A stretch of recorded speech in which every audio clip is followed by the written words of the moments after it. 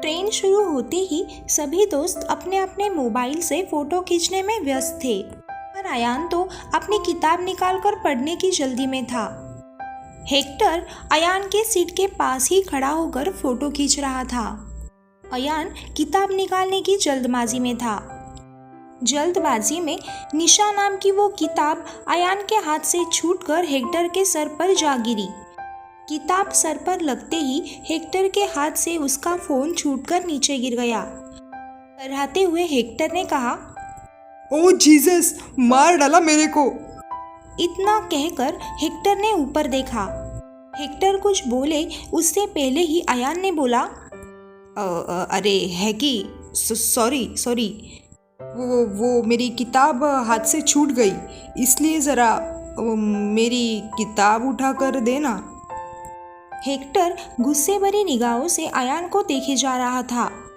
आखिर झुंझलाते हुए वो नीचे झुका। किताब लेकर अपना फोन भी उठाने ही वाला था कि वो फिर से चिल्लाया, ओ माय गॉड, तेरा इस चिल्लर किताब की वजह से मेरा इतने महंगे फ़ोन में क्रैक आ गया। किताब को वही सीट पर पटक कर हेक्टर अपने फोन को उलट पलट कर देखने लगा। दबी सी आवाज में घबराते हुए अयान बोला, अरे हैकी, सुनना, वो किताब। अयान की ये बात सुनकर हेक्टर चिल्लाते हुए बोला, अरे यार, यहाँ मेरा फोन टूट गया और तेरे को तेरा किताब का पड़ा है। देख, तेरी किताब की वजह से मेरे फ़ोन में क्रैक आ गया। गॉड का मेहरबानी से फ़ोन खराब नहीं हुआ, अभी चल रहा है, पर टूट तो गया ना। और तेरी ये सड़ी सी भूतिया किताब, देखूं तो क्या नाम है इसका। अपना मोबाइल पैंट के जेब में रखते हुए हेक्टर ने सीट पर पड़ी अयान की किताब उठाई। पढ़ते हुए हेक्टर ने कहा, ये कैसी भूतिया किताबें पढ़ते रहता है तू। निशा, ऐसा क्या है इस किताब में जो तूने इसको परचेस किया। ये ले सड़ी हुई तेरी किताब। तेरी इस फालतू किताब की वजह से आज मेरा मोबाइल शहीद हो जाता। ले पकड़ तेरी फालतू किताब।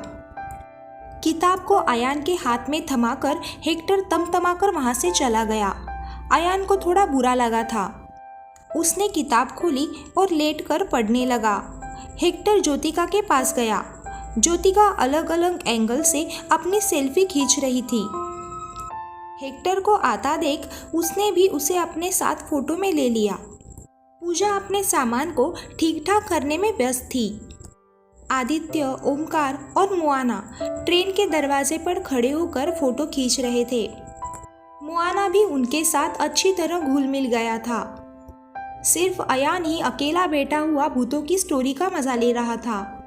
उसे ऐसे अकेले बैठे हुए 15-20 मिनट हो चुके थे। उसे प्यास लगी। वो सीट से नीचे उतरकर पानी की बोतल ढूंढने लगा। पानी की बोतल मिलने के बाद सबसे पहले उसने पानी पी लिया और फिर पढ़ते पढ़ते और पानी की ज़रूरत पड़ी तो फिर से उतरना ना पड़े इसलिए वो पानी की बोतल लेकर वो ऊपर अपनी सीट पर चढ़ने लगा। तभी उसे एक जानी पहचानी व्यक्ति सामने से आती दिखाई दी। अयान को वो व्यक्ति यहाँ होने की आशा नहीं थी। वो उसे आश्चर्य से देखे जा रहा था। दूसरी तरफ वो आदमी शांत और हल्की मुस्कुराहट से अयान को देखता हुआ अयान के पास से निकलकर आगे चला गया। अयान उसे आश्चर्य से देखता ही रह गया। वो आदमी वही भिखारी जैसा था जो स्टेशन पर उसे मिला था, जिससे अयान टकरा गया था। उसके जाने पर अयान वापस अपनी सीट पर लेटकर किताब पढ़ने लगा। शाम के 5 बज चुके थे। अभी भी ट्रेन अपने पूरी रफ्तार से भाग रही थी। अब तक इन सातों का बोगी में बैठे लोगों से जान पहचान हो चुकी थी। उसमें भी मुआना इन सब से अलग दिखता था, इसलिए लोगों का ध्यान उस पर ज़्यादा जाता था। लोग उससे बातचीत करने में दिलचस्पी दिखा रहे थे। मुआना भी उसे जितनी हिंदी आती थी उसके सहारे उनसे कम्युनिकेट कर रहा था। उसे अपनी हिंदी भाषा में बोलता देख लोग आश्चर्य तथा सम्मान तथा प्यारी नज़रों से मुआना को देख रहे थे। भारतीय लोग होते ही ऐसे हैं, वो सबका सम्मान तथा प्यार से स्वीकार करते हैं। न जाने रोज कितने विदेशी भारत घूमने आते हैं। भारत की सभ्यता और संस्कृति का स्वीकार करते हैं। हमारे भारत जैसा प्यारा देश दुनिया में और कहाँ। न जाने भारत में कितनी सभ्यताएं हैं, कुछ तो अभी तक पूरी तरह दुनिया के सामने भी नहीं आई है। ऐसी कितनी सभ्यताएं भारत के पहाड़ों तथा जंगलों में गुप्त रूप से रहती है। ट्रेन में उन्हें और कुछ दोस्त मिले जो शिमला घूमने जा रहे थे। उनमें से 3 लड़के थे जो उन्हीं के होटल में ठहरने वाले थे। वे तीनों साउथ इंडियन थे। शिवा, कार्तिक और शेखर, ये उन तीनों के नाम थे। उनकी हिंदी भाषा थोड़ी सी खराब थी, पर वो हिंदी अच्छी तरह समझते थे। उनकी और मोआना की बहुत अच्छी दोस्ती हो गई थी। शाम के 6:30 बज चुके थे। सभी ने शाम का चाय नाश्ता मंगवा कर लिया। वे सभी एक दूसरे से अनजान थे। उनकी नई नई दोस्ती हुई थी, इसलिए सभी एक दूसरे के जान पहचान के लिए गपशप कर रहे थे। अयान भी उन्हीं के साथ बैठा हुआ था। ज्योतिका अपने व्हाट्सएप के स्टेटस अपडेट करने में व्यस्त थी। उन्हें और तीनों दोस्त जर्नी में मिले थे, इसलिए ज्योतिका ने उनके साथ सभी ग्रुप का एक ग्रुप सेल्फी ले लिया। शॉप करते करते शाम का समय बीतकर रात हो गई। रात का डिनर करने के बाद सभी अपने अपनी सीट पर जाकर सो गए। पर लड़कों की तो बात ही अलग होती है। हेक्टर और अयान दोनों सिगरेट पीने के बड़े शौकीन थे।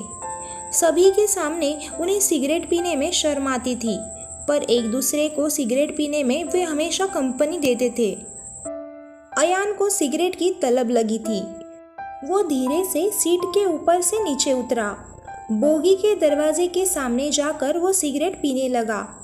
सिगरेट आधी पी ही थी कि उसके कंधे पर किसी ने हाथ रखा। अयान ने पीछे मुड़कर देखा। पीछे ओमकार खड़ा था। ओमकार को देखकर अयान सिगरेट बुझाने ही वाला था, पर ओमकार बोला, अरे डर मत, मैं भी सिगरेट पीने का शौकीन हूँ। मुझे भी नींद नहीं आ रही थी, इसलिए यहाँ आ गया। पर तुझे यहाँ देखकर मैं भी अपने सिगरेट पीने की तलब को कंट्रोल नहीं कर पाया। एक सिगरेट मुझे भी दे दे। अब दोनों सिगरेट पीकर एक दूसरे से बातचीत कर रहे थे। आधे घंटे बाद ओमकार ने कहा, यार मुझे नींद आने लगी है, मैं चलता हूँ। ओमकार सोने चला गया, पर अयान वही खड़ा रहा और अपनी सिगरेट पीने लगा। अयान भले ही शांत दिखता हो, पर वो बड़े गहरे सोच विचार में था। वो अपने जीवन में घटी पिछली कुछ दिनों की घटनाओं से परेशान था। इसी के बारे में वो सोच रहा था। पिछले हफ्ते अयान के ऑफिस में उसका प्रेजेंटेशन था। उसका लैपटॉप बिगड़ा हुआ था, इसलिए उसने अपनी प्रेजेंटेशन फाइल ऑफिस के पीसी में सेव करके रखी थी। उसने पासवर्ड भी लगाया था। दूसरे दिन प्रेजेंटेशन के समय ऑफिस के लैपटॉप पर उसे ट्रांसफ़र कर उसे प्रेजेंटेशन देने वाला था। उस प्रेजेंटेशन के बाद उसे प्रमोशन मिलने वाली थी, पर जब दूसरे दिन वो फाइल ढूंढने लगा तो उसे वो फाइल नहीं मिली।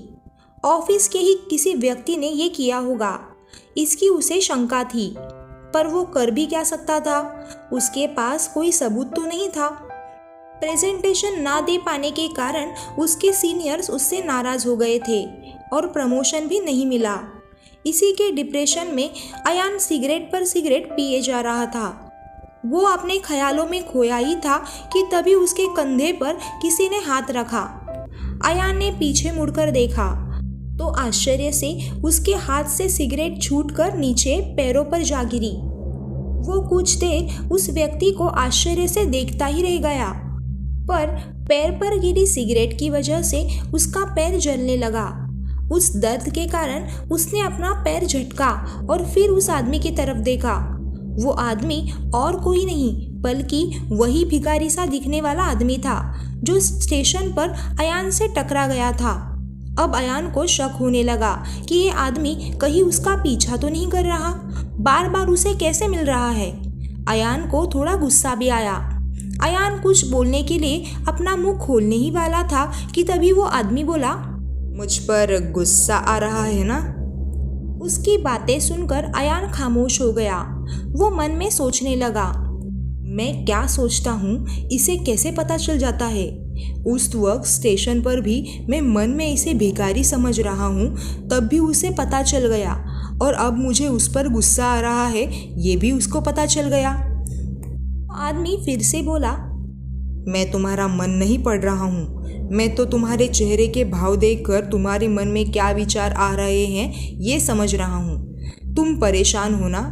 तुम्हारे ऑफिस की फाइल किसने हटाई? कौन तुम्हारे खिलाफ साजिश कर रहा है? उसकी ये बातें सुनकर अयान को झटका सा लग गया। कहानी अगले भाग में जारी रहेगी। अपना और अपने परिवार का ख्याल रखें। जय हिंद।